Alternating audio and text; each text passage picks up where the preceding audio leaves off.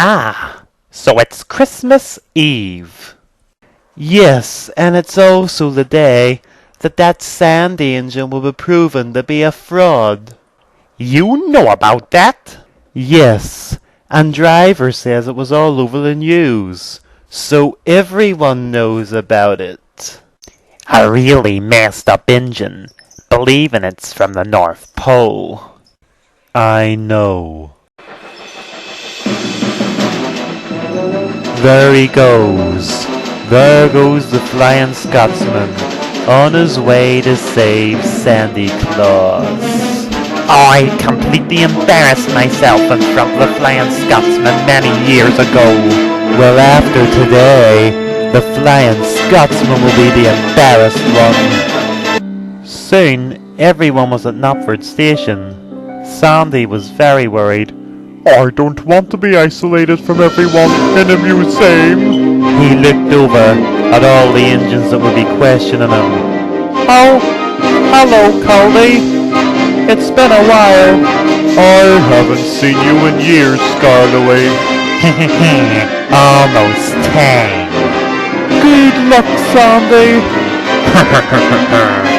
Can I have your attention, please? The entire station went silent. Now, are you Sandy? Oh, Flying Scotsman, it is an honor meeting you. Shut up and answer the question. Don't speak to him like that, Diesel. Shut up, Diesel! You're loud enough! How dare he! People, calm down, please! Enough! Can I just say that yes, my name is Sandy. And where were you before you came to this railway? I was in a small museum in Nottingham.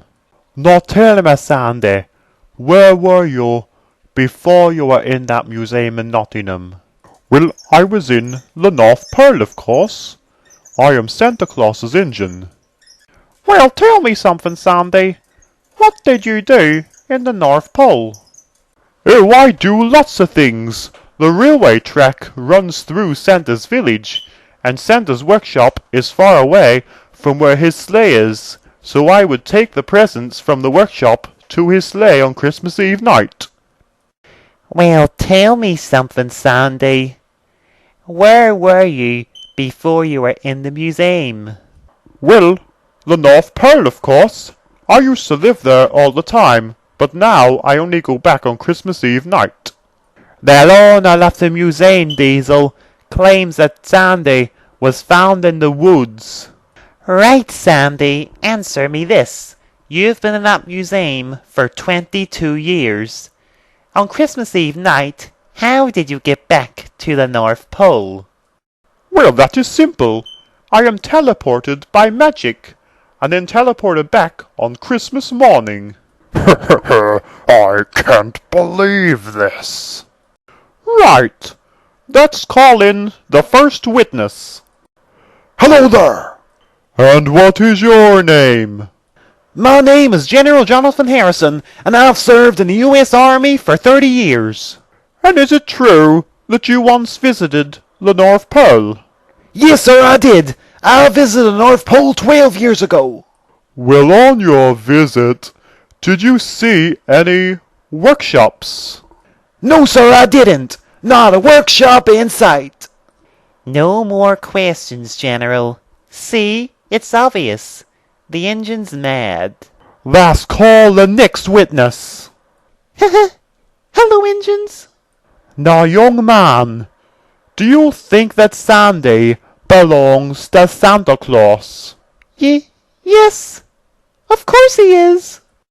Oh, objection. Go on, Diesel. He's just a little boy. Of course he's gonna believe that Sandy belongs to Santa Claus. Okay then. Young man, could Gordon belong to Santa Claus? No.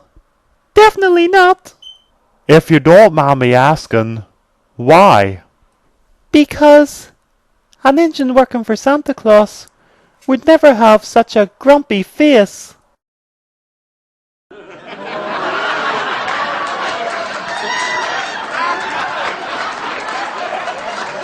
Right, enough of this nonsense. I'd like to call my next witness. Daisy. Daisy? Why? Me? Don't worry, Daisy, just a few questions. Now, due to the popularity of Sandy, the Fat Controller cancelled your Christmas special train. Did this make you sad? Oh, yes it did. But I'm not worried about that now. And isn't it true that after all these years, Diesel started speaking to you? And even give you sympathy over what happened? Objection! Denied! Go on, Gordon.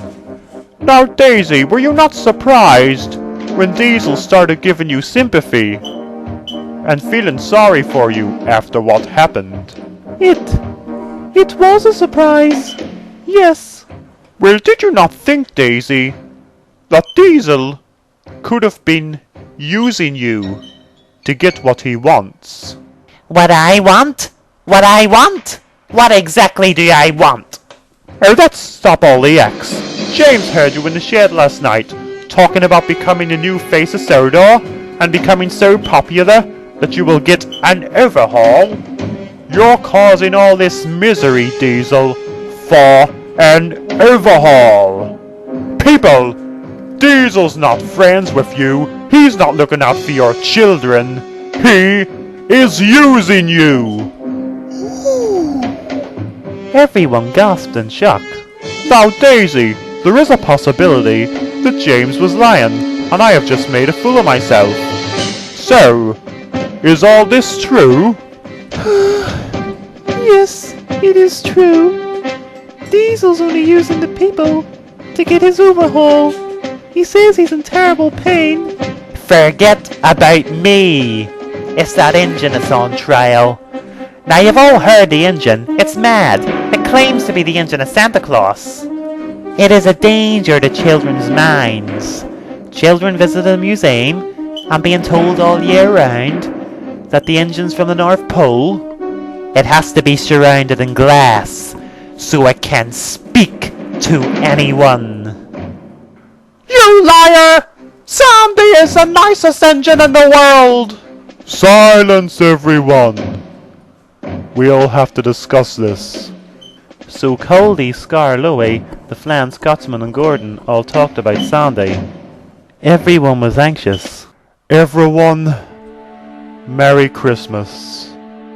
Now, regarding Sandy, he claims he's from the North Pole and is Santa Claus's engine. People, I've got a question for you.